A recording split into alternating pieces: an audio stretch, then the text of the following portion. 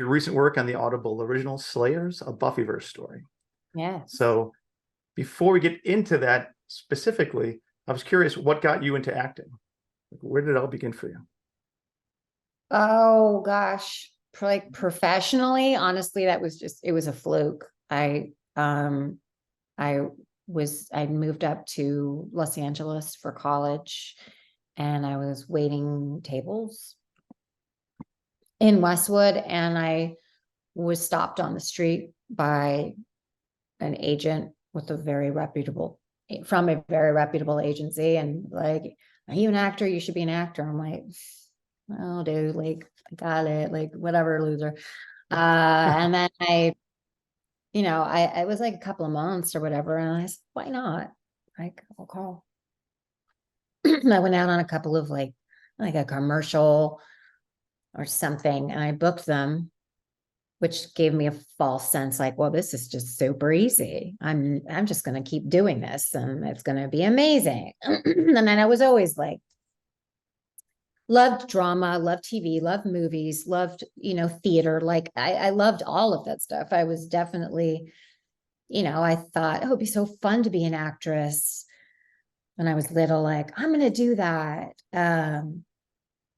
You know, but my plans were, I want to get my degree in psychology. I'm gonna, and then I can go entertain what was essentially this really unique, fun little hobby for me. It was not something that I had. It didn't go. That was literally just an intervention, like divine intervention. Like, hey, you're gonna do this. Just you're gonna go here though right now, and that's what I did. And like that was it. And there were a few times really early on where I was like, I'm not cut out for this. Really, the business part of it, I was like, this is not fun for me. Like, this is not. I was just very like put off by the ick of it all. Like I don't want to. I can't play these games. I don't, and it's the rejection and all of that. I was like, oh, I'm not going to do that. But I just somehow kept getting pulled back in. So that's how that's it. There's sliding doors where I have a really dope office overlooking, I don't know, I'm in the woods somewhere or like I'm by the ocean and I have clients all day and then I, go out and play in the sand afterwards, but I'm an actor. So a writer, actor, I'm an artist. It's just, that's my life. That's great. And then you fast forward, so Yep. 30 years or so, and you are now starting up the Slayers audio adventure or audio drama for Audible.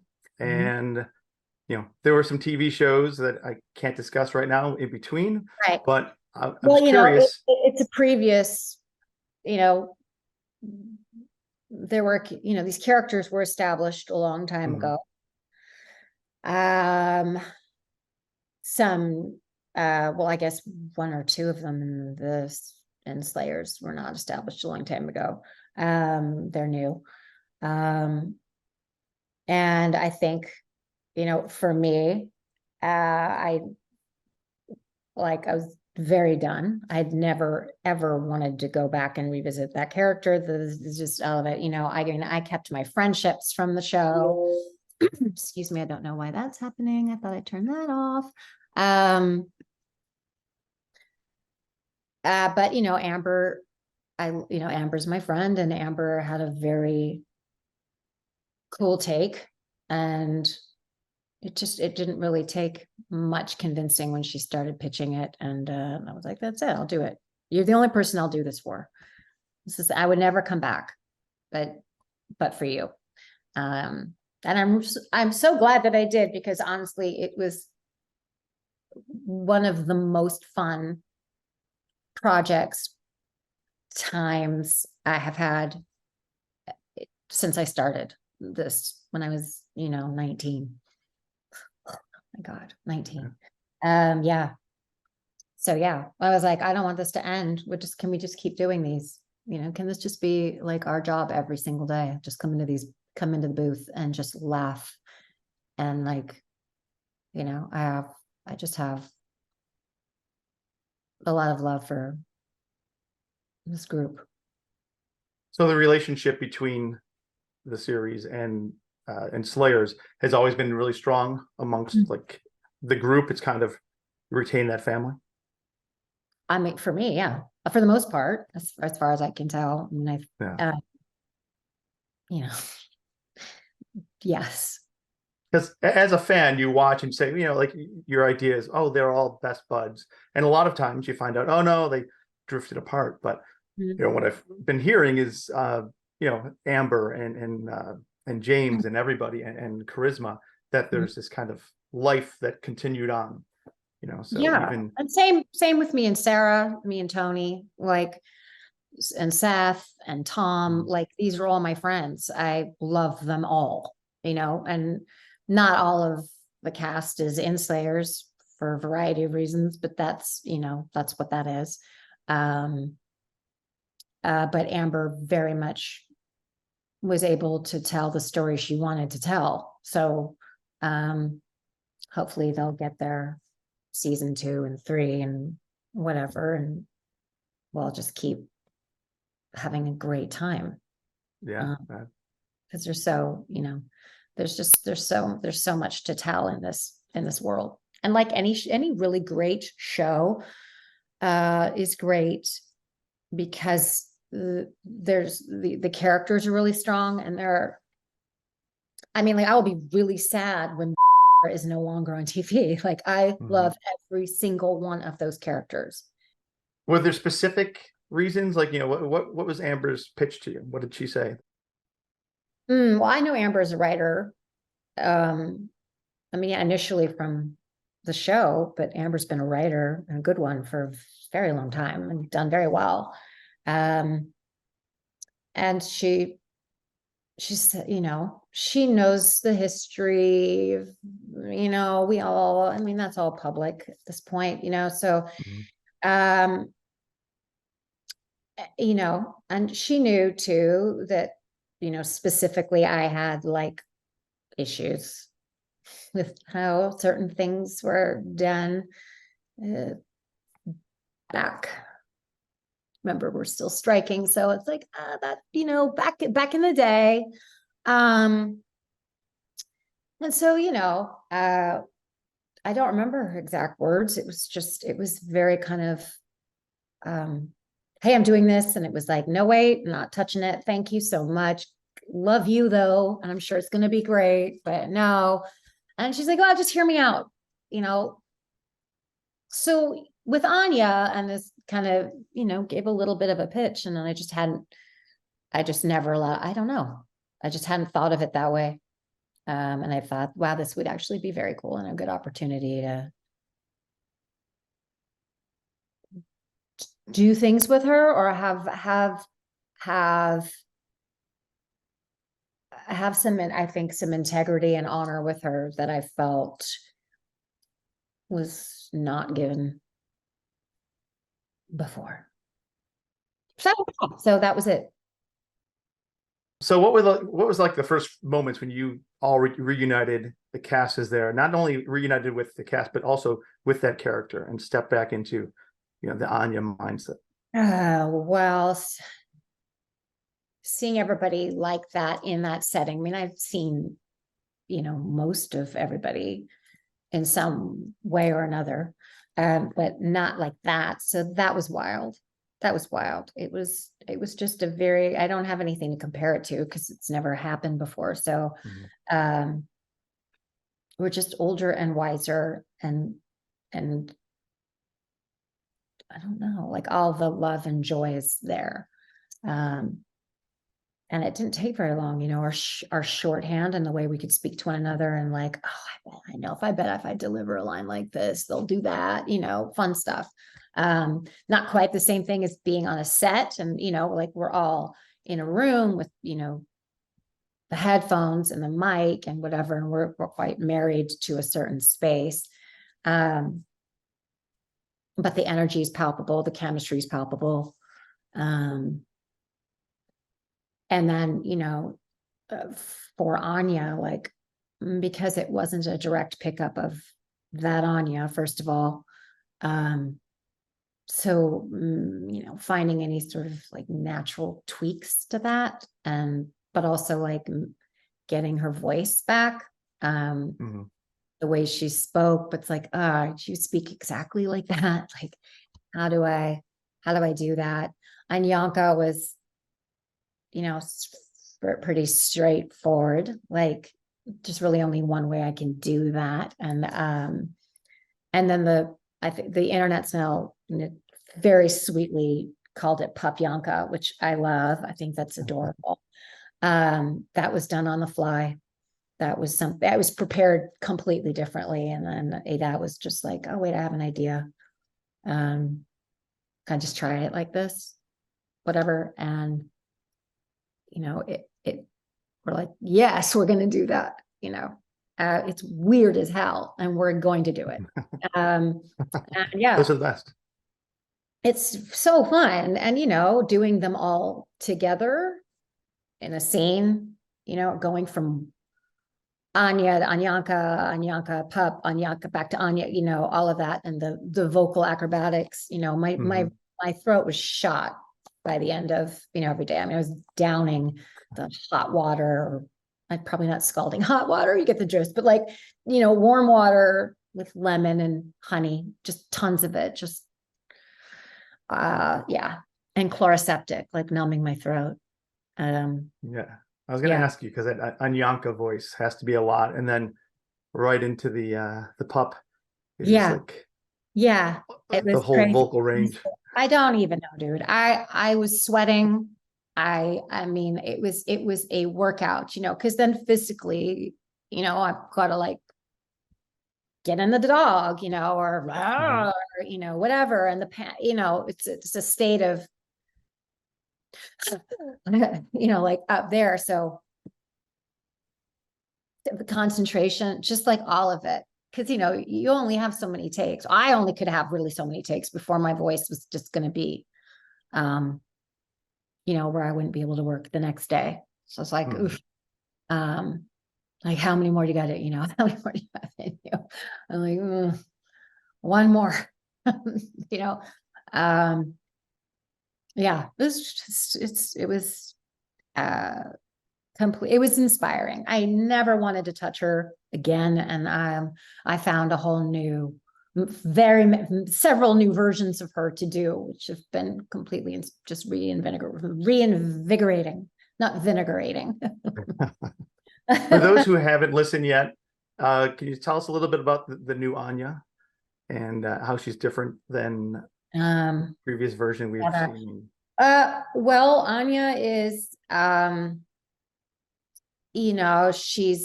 she's into witchery. Her history, I guess, is fairly similar, not just in terms of like her origins, in this world, because obviously, and on this, well, there's so many worlds going on here. So I don't know. In one world, she's very close with character Tara and Cordelia. Still very flirty with Spike, which I think is hilarious. And she's much more centered in herself. She's not out there, trying to figure out how to deal with being human. She has a different source of power, and she, I think she does an okay job with it.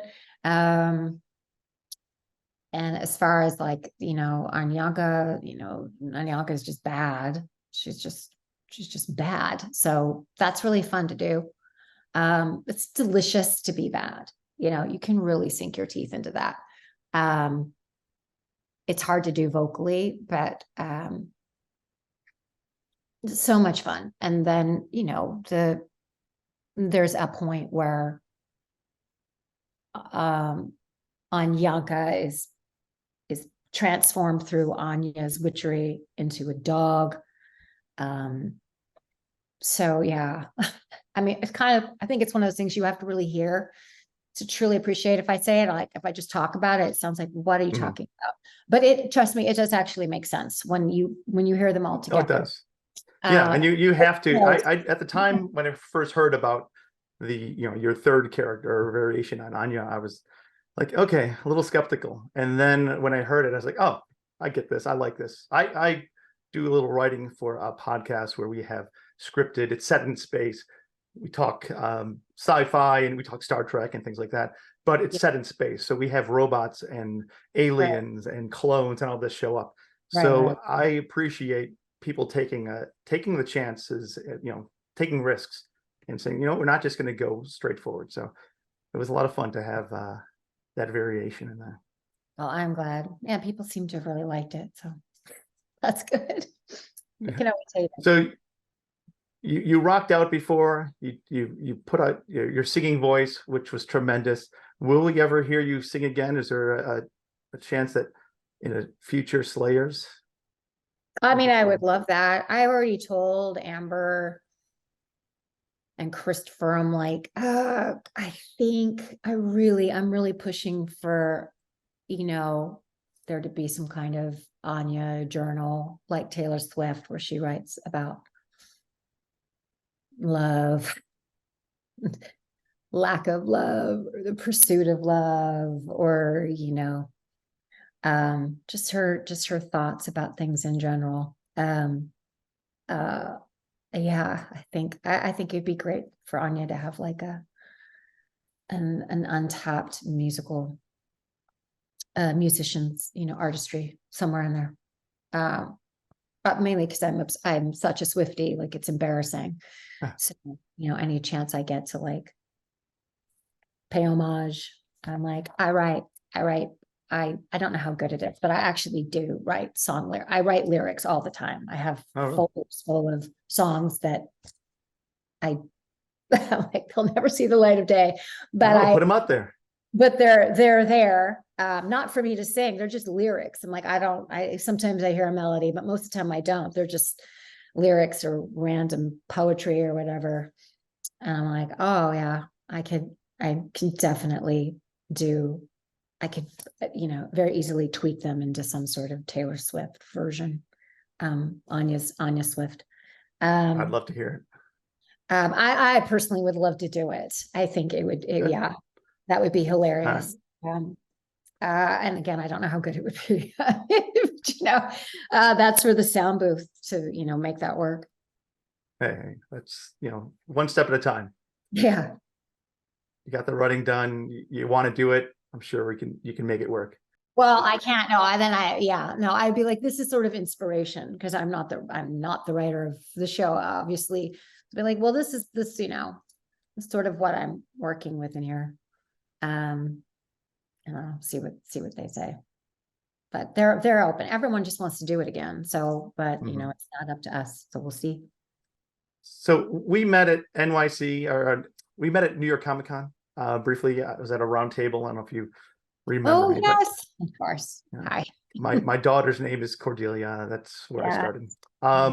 But Charisma was speaking. She was responding to me about how things closed out last time around, and it was a very moving, very emotional moment. And then you were just about to start, and then someone tapped you on the shoulder and said, "Hey, time to wrap."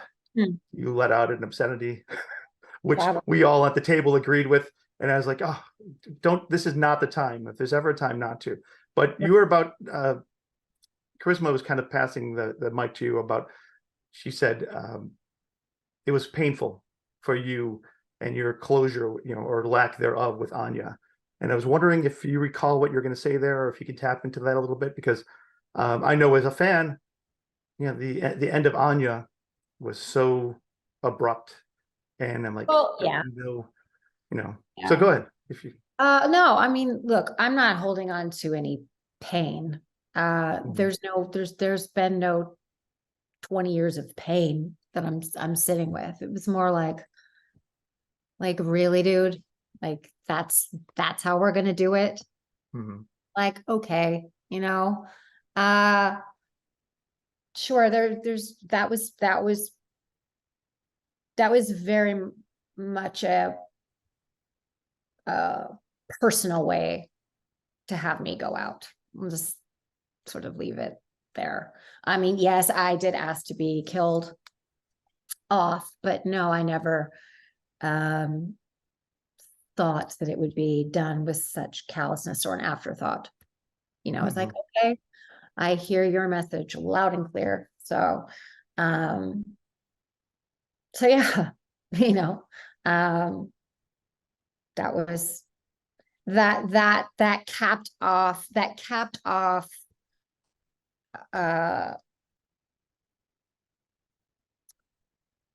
you know, I'll just say that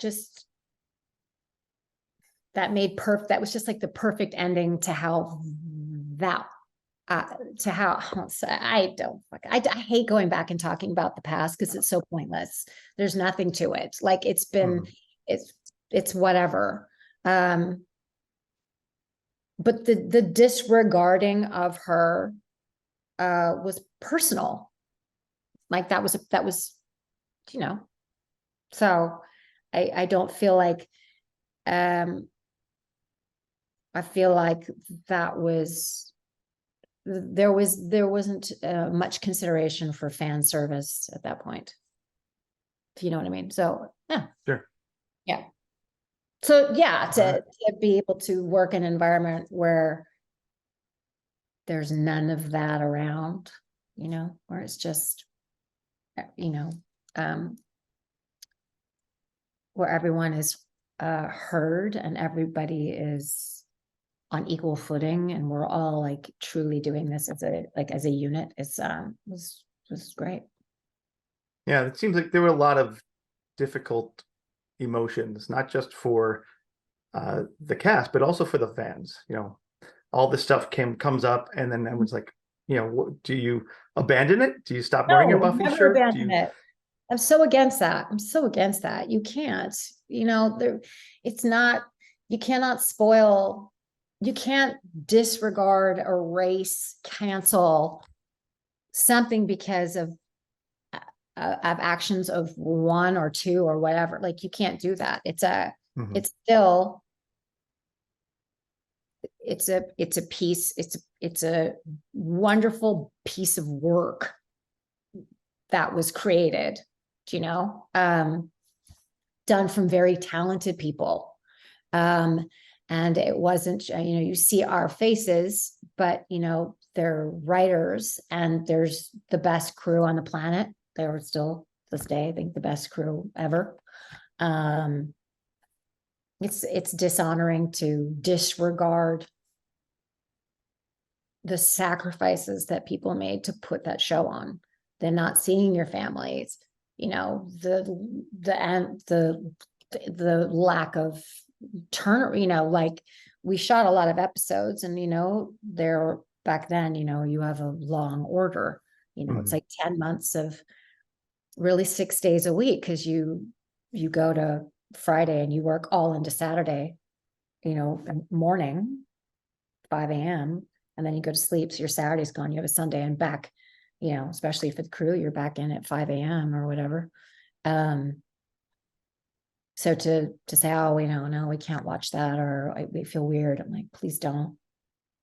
Like, enjoy what, because, you know, despite that, and we all enjoyed what we were able to do too, you know, it's and there's a lot of love there. So yeah, don't throw out the baby with the bathwater, you know. I agree. You know, it is difficult, but it's definitely great to have, you know, hear that from you and from the cast, and to hear kind of permission to like go ahead and embrace it and still love what you loved.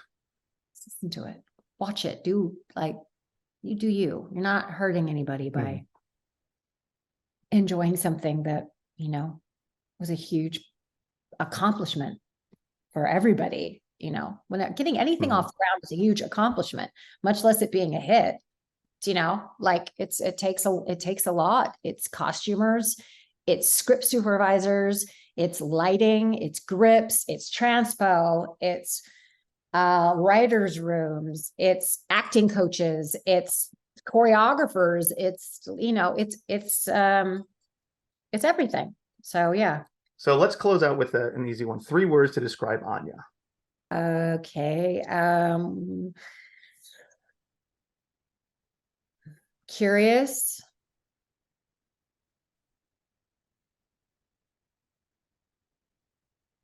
passionate, irritable. I like it.